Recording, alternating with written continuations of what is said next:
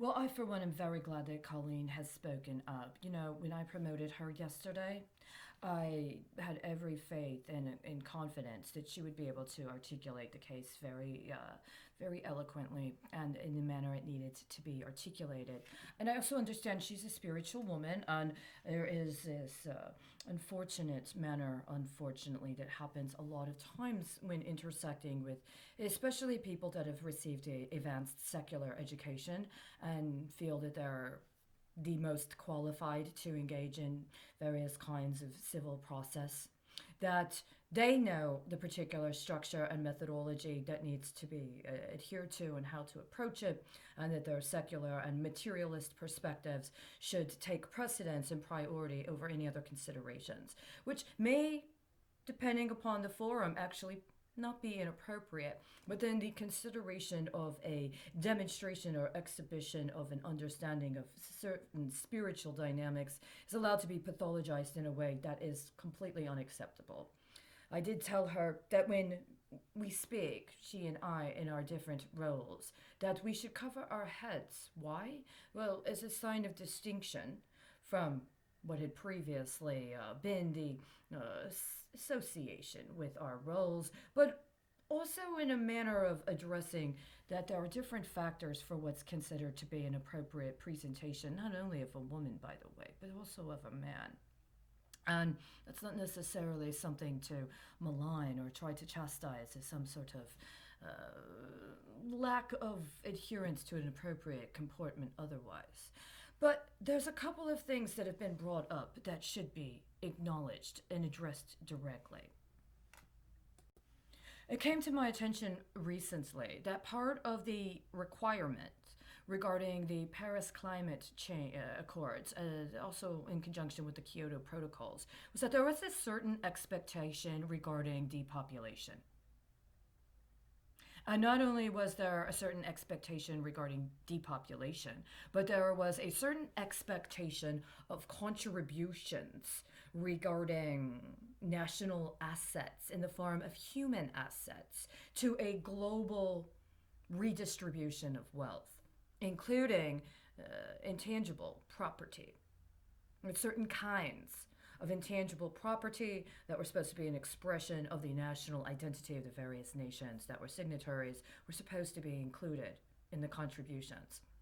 One of the things that's been dissettling to me is that in the course of coming to these realizations, not only do I understand each president and each presidential term within the United States, but in terms of other countries as well, has a certain commitment, and that they make their decisions or determinations in the various manners they do, which for different countries, including ones considered developing countries, would necessarily be different than what something like the United States would do in its considerations.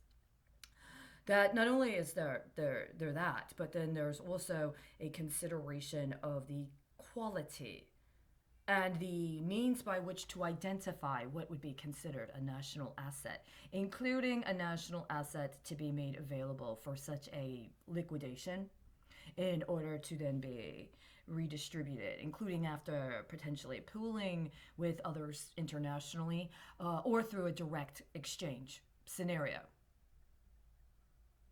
So, in the course of these considerations, one may have the opinion that the praxis overall is just intolerable, that it's unconscionable, that it is ahuman, that it is amoral to actually say you're going to make a commitment to strategically murdering a certain kind or a certain constituency within your own country in order to fill quotas or benchmarks regardless of whether it's for economic development or under the guise of some sort of sustainability. Why not just declare war? Why not just be honest and address the fact that this is about having access to resources to provide for your population, including land? And go to war and claim land appropriately and allow for a natural matriculation when it comes to understanding the gravity of national defense and productivity, including the need for war.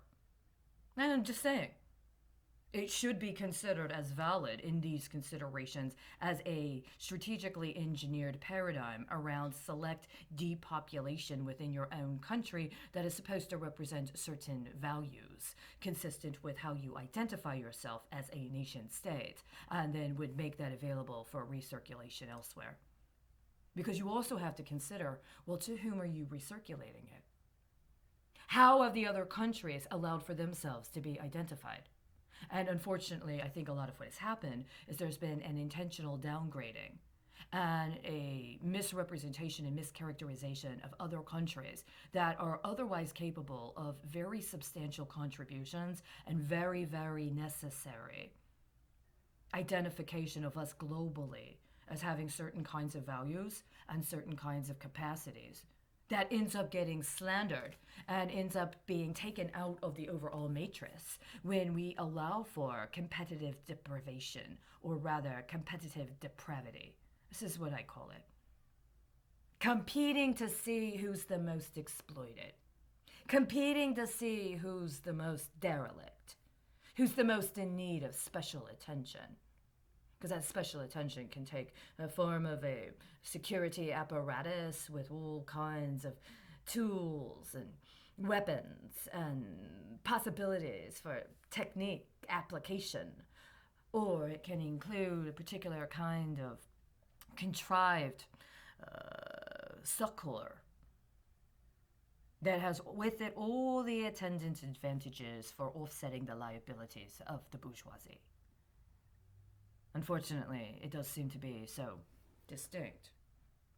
So I think of this from a perspective of, well,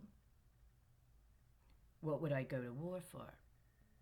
That's already been made abundantly clear in the last 2 years, including directly and explicitly and publicly. Well, so far there has not seemed to be a requited inclination, at least within my own country, regarding that being considered a just cause for war.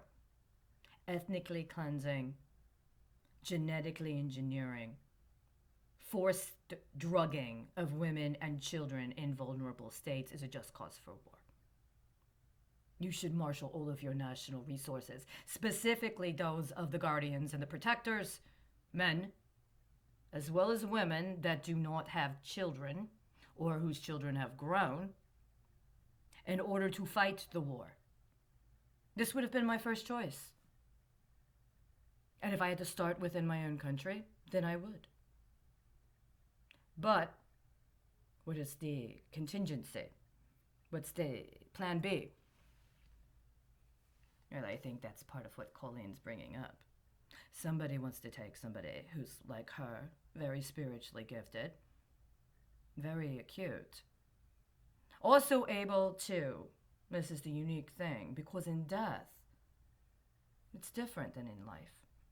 And so when you have to rest with the dead, or you have to settle with the dead on their way out, you want to help them find peace. When you exploit the angelics, this is what you're doing.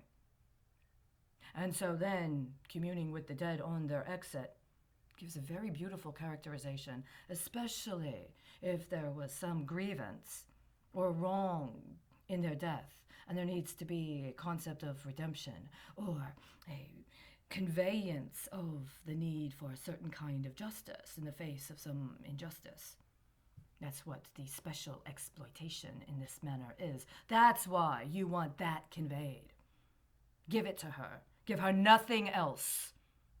Force her to confront who might even otherwise be considered her enemy on some level. Find the humanity in them. Polish the diamond. Cut the diamond. Give it all the beautiful facets. Polish it. And then when it's ripe, find a way to pick it from her. Especially if she's got more than a couple. That would be a beautiful contribution. The problem is, those aren't American.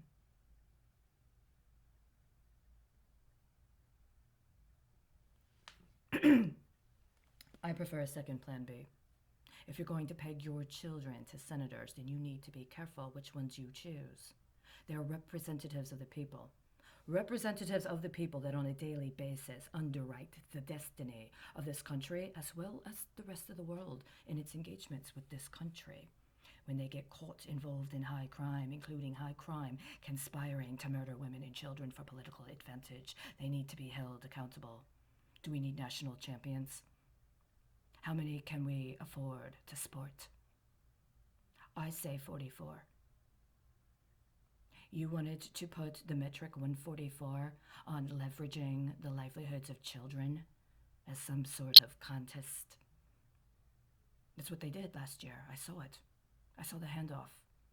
I also saw the reports from the American Medical Association regarding the numbers of children that had contracted COVID-19 instead of being able to go to school in a safe manner. They thought it was cute.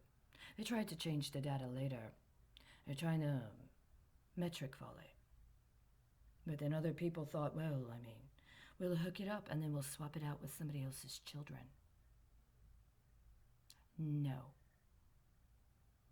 That's what I say. It's not just quantity, it's quality. I absolutely mean it. If you're too cowardly to actually support a war effort to protect your own women and children, and you prefer to game with our lives, then you need to lead by example. That's part of being a representative of the people. You expect us to masquerade in some sort of gamesmanship as a representation of our national identity? Well, you're our representative. You put yourself there. You engaged in an intentionally fraudulent election process year after year in order to condition us to accepting the fraud, and then somehow we're supposed to acknowledge you as our representative? Then represent us. A certain number of us, a certain percentage of us, need to die. How are you going to choose among you? How are you going to choose among you? It's an exclusive club. But it's an exclusive club that, if it did its job and stepped up to the challenge of the material conditions of the moment, that despite any other efforts, moved forward blindly, loyally, unapologetically to right now, a certain percentage of you need to die in order to save the rest of us. How soon can you make the determination who among you is going to die? Because if you don't, there's already available very simple, consistent, spot on, or rather what they would say, dead right system. All it has to do is be hooked up to the right button and have it pushed. The nuclear option. Are you willing to go there? Because if you don't, we have no deterrent. And you've already shown the entire world you're willing to sell your own women and children to cover up for your disgusting, lonely old ass. Make up your mind.